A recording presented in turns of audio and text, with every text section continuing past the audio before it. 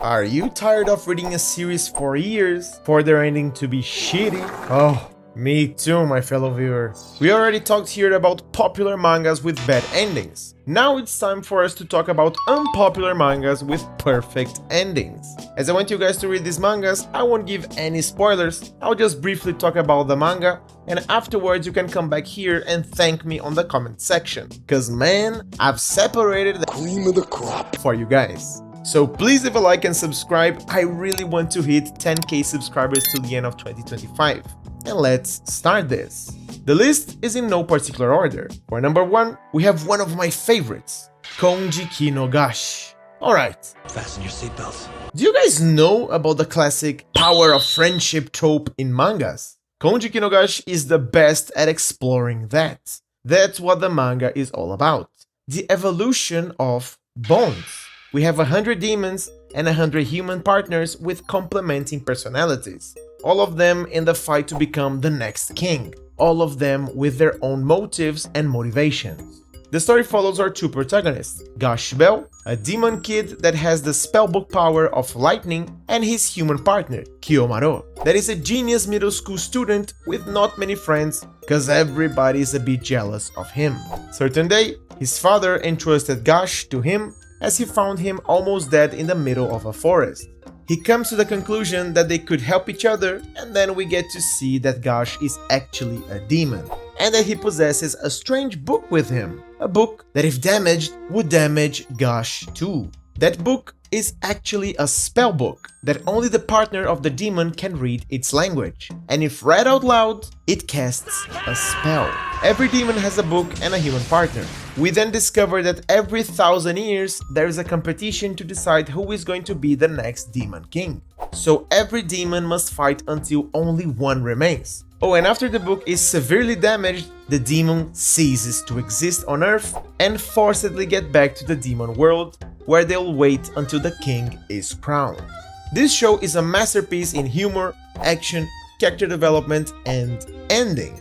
The way that the author Makoto Raiko ends the story without stretching is simply perfect. It's wonderful and sad all at once. He just allows the story to end. And it's beautiful, guys. So you should definitely give it a try. Next, on number 2, we have Imawa no Kuni no Aris, or Alice in Borderland. A short, intense, and crazy manga with elements of survival, horror, and action, all that with a very satisfying ending. Well, at least to me, yeah? This is the good stuff. Alice in Borderland asks you a very deep question. What do you live for? The question itself may not captivate you nor its answer, but exploring how this manga grapples with providing answers can still be a very rewarding use of your time. Have you ever read one of those battle royale style mangas where a group of people is thrown into a deadly situation, bound by specific rules, and expected to fight for survival? This manga falls squarely into that genre. The story unfolds in an enigmatic, expensive setting marked with designated areas for high-stakes, life-or-death games where participation isn't mandatory. But winning one game extends the winner's visa. That is a vital lifeline. Basically, if you have no days left in your visa, a laser beam gets shot from the sky and literally pierces your skull. Like, yeah, very light serious, yeah? The manga introduces a variety of game categories and difficulty levels symbolized by playing card suits, whether they demand sharp intellect or peak physical fitness. We have a lot of different games and a lot of different characters that may or may not be suited for their game being played.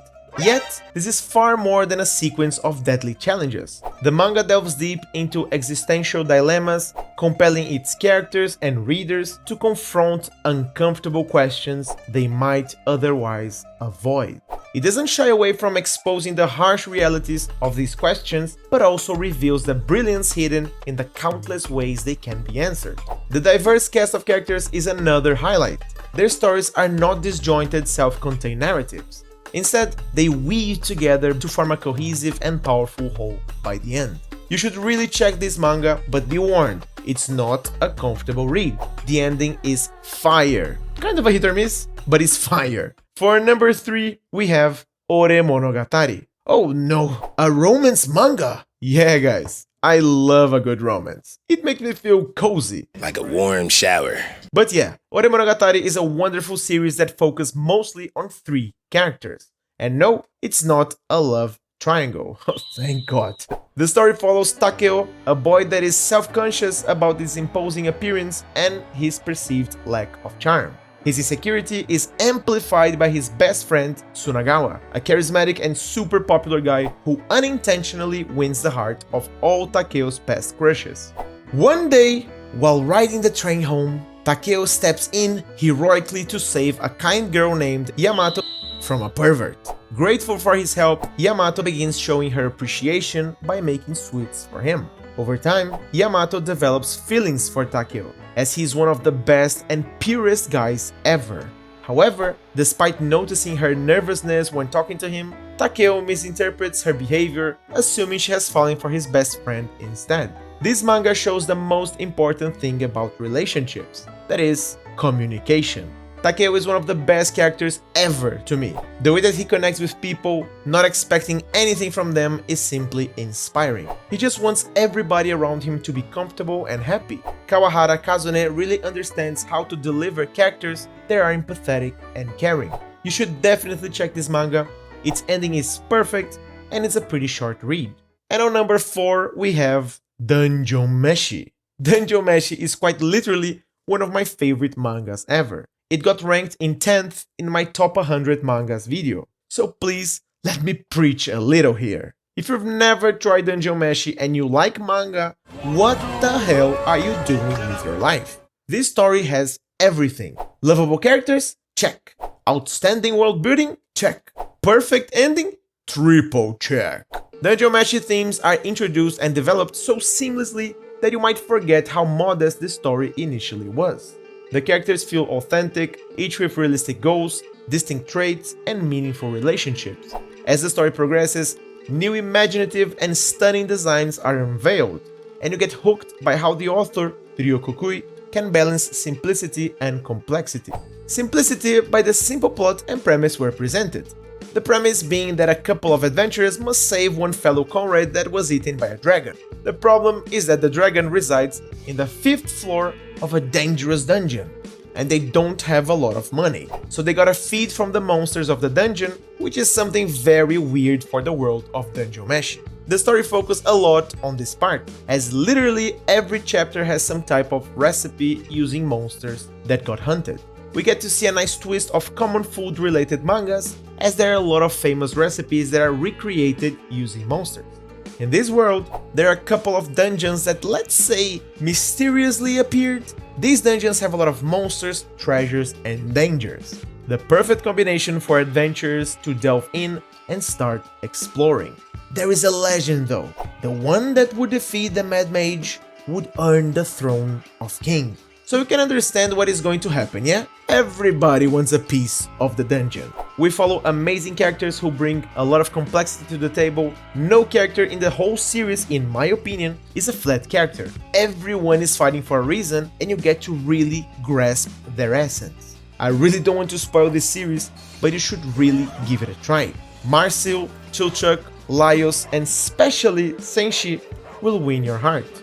I guarantee it. So, for our next manga, on number 5, we have Tomodachi Game. If you're a fan of mind games and dark twisted stories, this one is for you. Tomodachi Game is the most hit or miss manga from this list. You will either hate it or love it, and that's totally fine. In my case, as it is on this list, I like this manga a lot, but sometimes the plot can make you a bit uncomfortable, as we have a lot of heavy themes going on. Tomodachi Game is a story about a group of friends that suddenly wake up in a room and are told by a game master that one of them has a huge debt.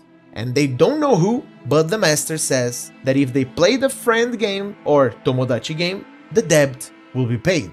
It's basically a test to their friendship. They must cooperate to save this person. Of course, they would start playing the game, as they are all friends, right? Yeah, that's how it starts. But you get to see that it's not so simple.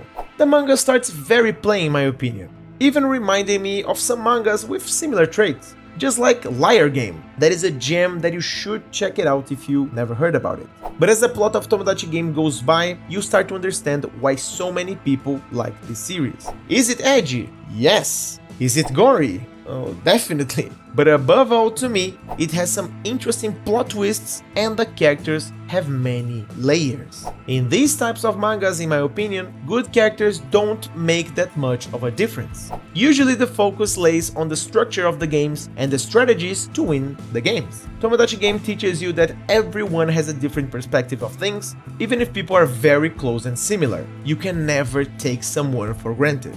As you follow the story, the games get harder and harder, more complex, and the stakes never stop rising. The manga ended last year, and to me, it was a very fitting ending. It was not a masterpiece and whatnot, but it was very satisfying. But beware, this manga is not for everybody, and it is very, very edgy. That said, it is interesting and the ending won't let you down if you are in for the ride. And for our final manga, we have Shoujo Shumatsu Ryoko, or Girls' Last Tour. Among a scenery of barren landscapes and deserted buildings, Shoujo Shumatsu Ryoko tells the uplifting tale of two girls and their quest to find hope in a bleak and dying world. Apocalyptic manga stories come in all shapes and sizes, each serving a different purpose, I suppose. Some use the setting as a backdrop for intense action and a hero's journey, like Dr. Stone or Akira. Others take a more reflective approach, as seen in Fire Punch or Evangelion. Shoujo Shumatsu Ryoko, however, chooses a different path, using its post-apocalyptic world as a way to explore deeper themes and life lessons.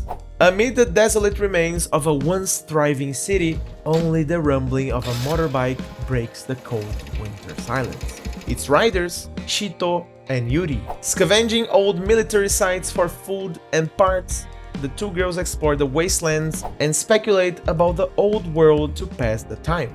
Shito and Yuri each occasionally struggle with the looming solitude, but when they have each other, sharing the weight of being two of the last humans, it becomes a bit more bearable. Between Yuri's clumsy excitement and Shito's calm composure, their dark days get a little brighter, with shooting practice, new books, and snowball fights on the frozen battlefield. Rather than focusing on a grand, overarching plot, Shoujo Shumatsu Ryoko follows the day-to-day experiences of its two main characters, Yu and Chi. Their journey is defined by a continuous search for supplies and a steady upward climb throughout the ruins of a desolate city.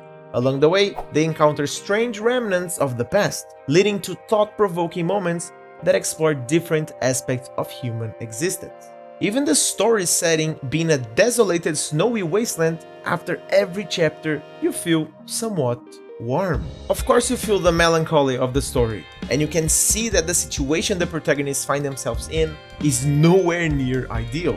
But I felt as these two girls became like old acquaintances to me, like I really know them. And I take pride on that, because both of them are such great characters that every now and then not only you learn with them, but you get mesmerized by their worldview and how they evolve through the story. The ending is simply perfect, as it doesn't bother itself to answer all of your questions. I got flooded with happiness and sadness all at once. As this combination is very hard to achieve, I can say for sure that this ending checked all the boxes.